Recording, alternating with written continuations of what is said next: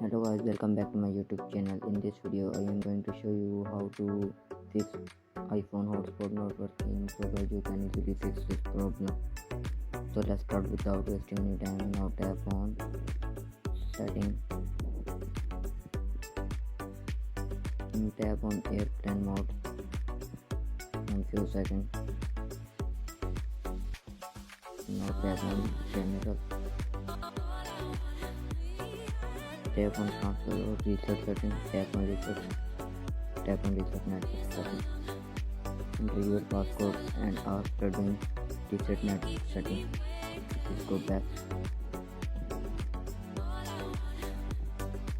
Tap on software update and update your iOS version. After this, go back.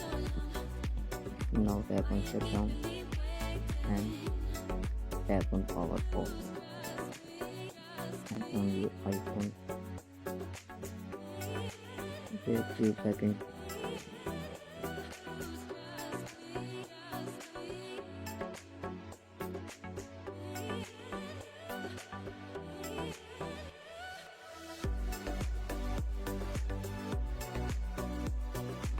Enter your passcode.